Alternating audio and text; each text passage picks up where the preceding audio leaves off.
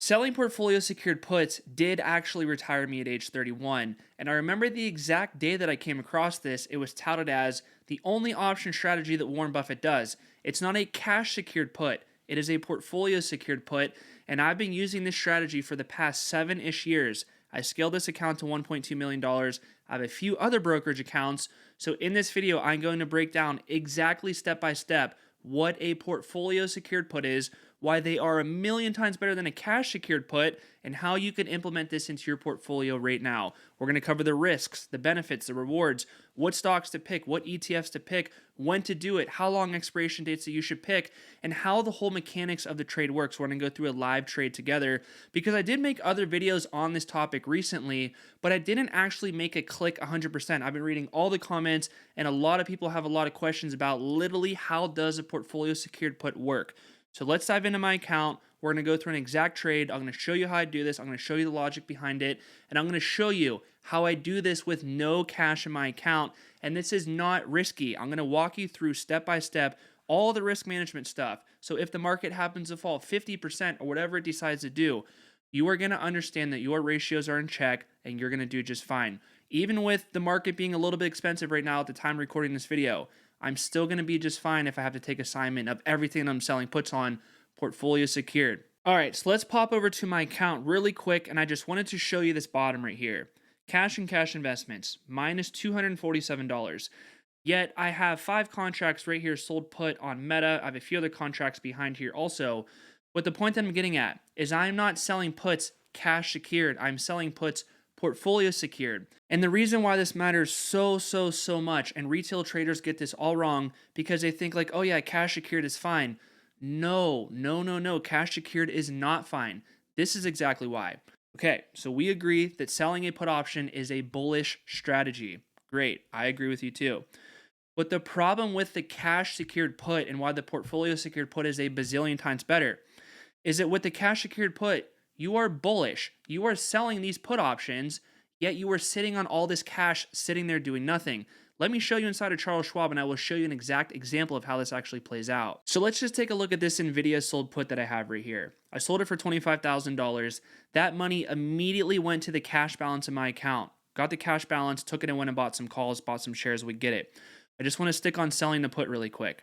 If you do this as a cash secured put, I sold 10 contracts at a strike price of $145. If you do this cash secured, you technically have to have $145,000 in cash sitting in your account balance as cash, doing nothing to secure the trade. Just think about that. You're bullish enough to sell puts on Nvidia, yet you want to sit on all that cash. Why not take the cash and reinvest it back into the share price? Why would you want to secure the trade with cash if you're bullish? You're selling the put, you're bullish. So you should want to sell the put and have the put secured with shares of potentially what you're selling puts on, but you could also do that with a base portfolio. And if you see above here, that's why I have Triple Q, I have Tesla, I have some TSM, United Health, VOL, you get it. I have other stuff in this account, but I never have cash in this account. Because if I am bullish to sell the put, again, I just want to beat this in your head. If I am bullish enough to sell the put, I don't want to have cash sitting there doing nothing.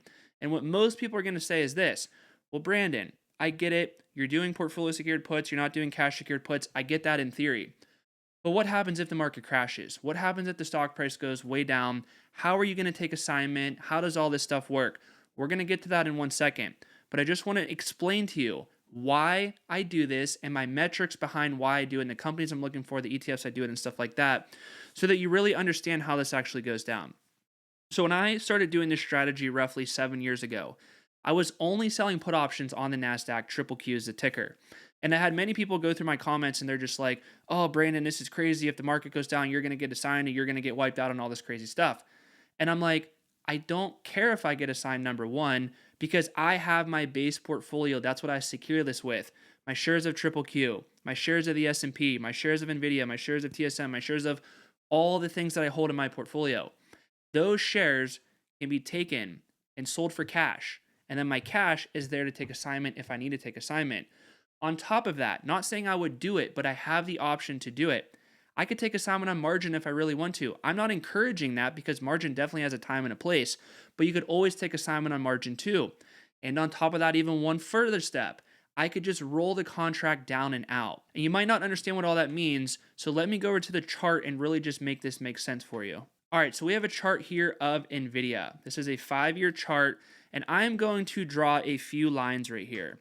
This line right here is going to correspond to the earnings per share growth line that NVIDIA has basically been following since earnings started taking off in this time period right here. You guys know by watching my other videos, earnings per share is the number one thing that moves the price of a stock in the long term. We get that. But let's just say down here, I'm going to draw a few lines so that we could all conceptualize this together. Let's just say that down here, I thought that NVIDIA was cheap. I thought it was trading below intrinsic value. And I said that I want to sell 2-year put options. And we'll just say I wanted to sell a $28 strike price put 2 years out. So that's May of 2023. And we are going to go until May of 2025. Somewhere around right here. Sorry. There we go. Here's the thing about it. Notice how right here I'm pretty much selling the put option when the stock is pretty much at intrinsic value. It's right there with the earnings per share growth line, assuming, fair valuation level and all that good stuff. Don't overcomplicate this right now. Notice how as time goes on, these lines are widening right here, meaning the stock is much further away from where the actual earnings per share growth line is at. Like, look at this. NVIDIA right here, if it was 2 years out from when I sold the put, and it fell down to $27 per share, but earnings per share was all the way up here, the stock would technically be 80% undervalued. Like, think about that. 80% undervalued. So imagine if you wanted to do this, cash secured, and you had all your cash sitting here doing nothing, and you missed out on the share price going up this much. Like in this time frame right here, the share price went up roughly 390%. Like, think about that. Your cash did nothing for 2 years. You could have had it invested. It made 390% ROI on your shares that you bought of NVIDIA. On top of that, this sold put that you sold. Who on earth is going to want to sell you their shares for 28 bucks a share when the current market price is, we'll just say it was on this dip, $109 per share? They're never going to do that.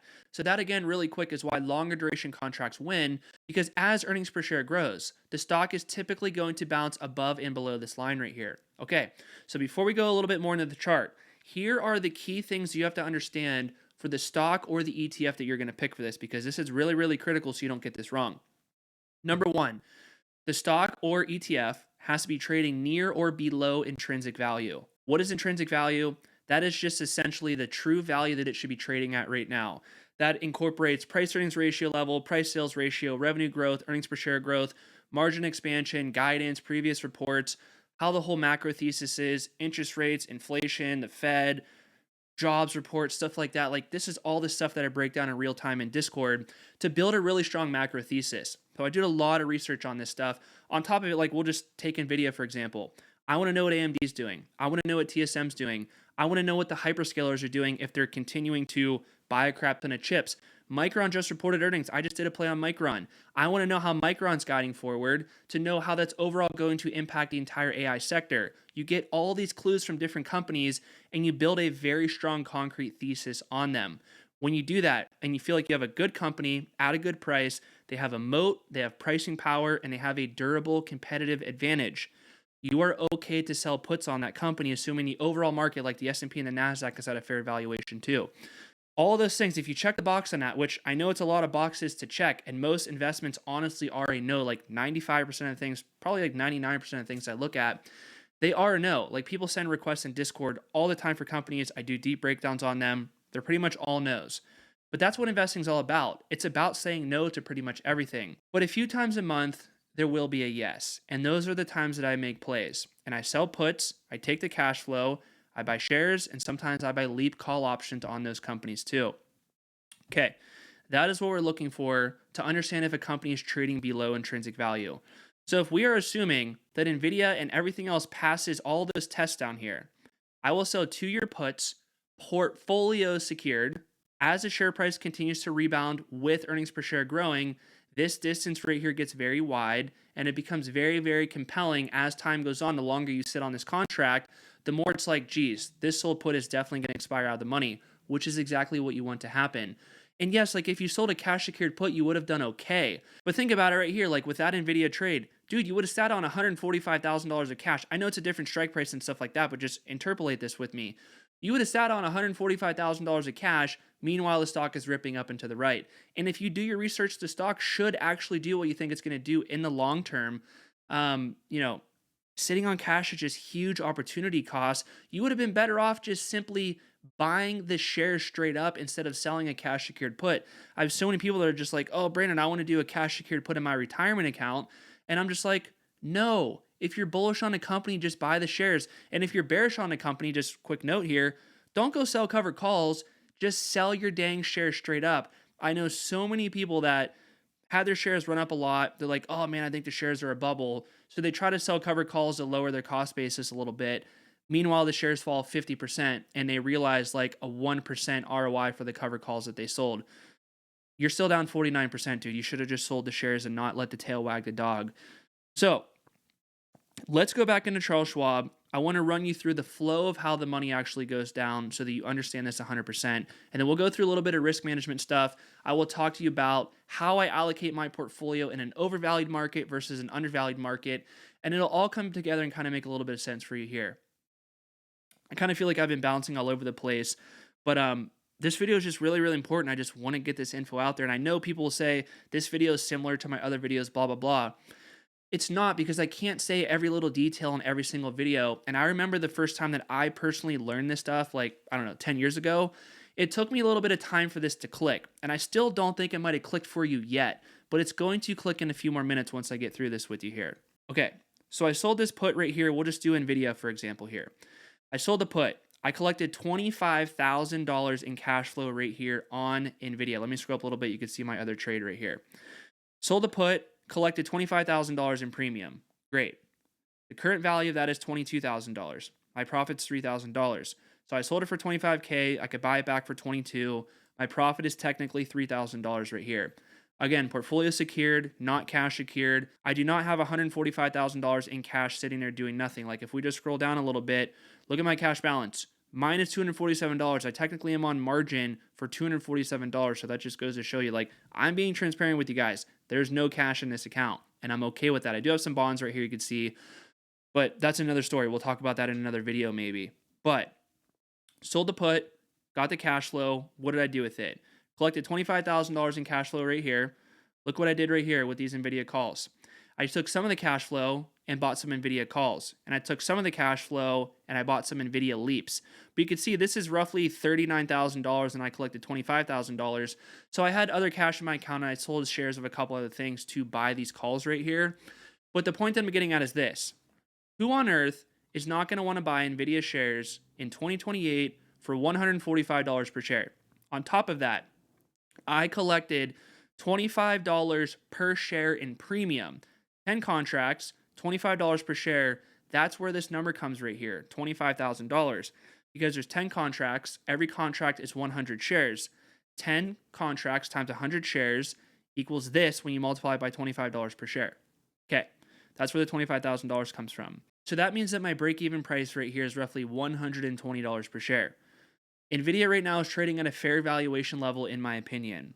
If it's trading at a fair valuation level to start, and I expect robust growth going forward, even if the growth slows down a little bit, even if there's a little bit of competition from AMD, the hyperscalers designing their own chips, whatever, Marvell, whoever's going to do it, Broadcom, whatever, NVIDIA is still likely to trend up and to the right. Yes, there's going to be a lot of volatility between now and 2028, but just zoom out and really think about it. Look at this chart right here. A lot of volatility, but look at what the earnings per share growth line was doing. Up and to the right, and that's all that matters. The stock is going to follow that in the long term. Like maybe if you sold the put right here, the market went sideways for a few months and you're just like, oh man, maybe I shouldn't have did this. But as the earnings per share continues to grow, it's like, oh my God, the stock price goes and catches up.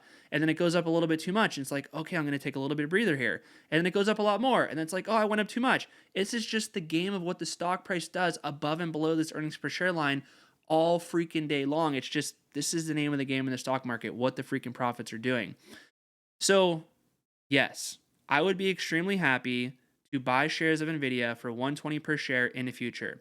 The fact that I am selling the put option from the get-go, it means that I am bullish, period, bar none. I do not sell puts unless I'm bullish and I pass all the tests that I have on that I talked about earlier in this video right here. Margin of safety, intrinsic value, moat, pricing power, durable competitive advantage, okay to hold it for the long term, blah, blah, blah. You get it. Now let's talk about what happens if the market crashes. And I want to be very, very direct, very, very clear, because I read every single comment and I know what you guys are thinking right now. Brandon is crazy. He's selling all these puts, portfolio secured. If the market crashes, he's going to get a margin call and he's going to get wiped out. You are wrong. I am thinking this through. I literally walk through step by step in Discord and in my course, the links below, 10-day stocks and options transformation. I literally walk through step by step if I would have done this before the crash of 2008, exactly how I would have went through it month by month by month. And guess what? I would have been just fine. So the way that I'm allocated right now, if the market falls 60%, 60% drop, I will not only be sleeping well at night, I will still have plenty of buying power to capitalize on that dip. I will not be panicking. I will not be stressing. I will still be capitalizing on that dip. Right now, it's no surprise that the market valuations are a little bit hot right now. I get that. That's why my total sold put assignment value is relatively low. That just means how many puts am I selling in relation to the account value total size. Right now, that number is a little bit lower. But when the market is cheaper, closer to intrinsic value or even below intrinsic value, I will sell more sold puts because the market's cheap. There's more opportunities out there. The chance that the market's going to fall a lot more in an already cheap market is less than right now when the market's a little bit expensive. I don't think we're in a bubble right now by any means, but I do think the market's roughly 15 to 20% overvalued. So I realize that. That doesn't mean I'm not selling puts on anything right now, but I'm not selling puts on the NASDAQ right now. I'm not selling puts on the S&P right now. You saw that there are some individual companies that I do feel like are cheap, like NVIDIA and Meta we've been talking about in there, and there are other ones that you didn't see in there, but there is still opportunities to be able to do this. There's good companies at good prices still right now, but I'm going to be 100% honest with you. The deals are definitely harder to find right now, but that's the name of the game.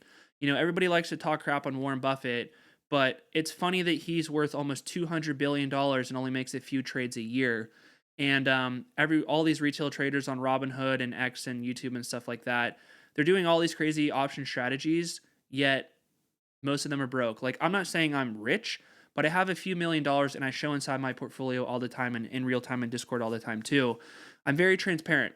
All my wins, all my losses, but on balance, I've been beating the market for the last 10 years since I've been doing this, through bull markets, through bear markets, always keeping my ratios in check, never having my pants down, because I work very hard for my money. I know that you guys do too, and I'm never going to get caught into a situation where, you know, I'm unprepared and I just potentially could get wiped out. I'm just never going to put myself in that situation. And to wrap this up, I'm just going to walk you through the flow of the money really, really quick.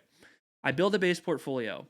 With the base portfolio, that secures my sold puts. I have no cash in my account.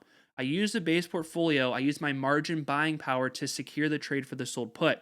So when I sold the puts on NVIDIA, I collect that cash flow immediately in the cash balance of my account.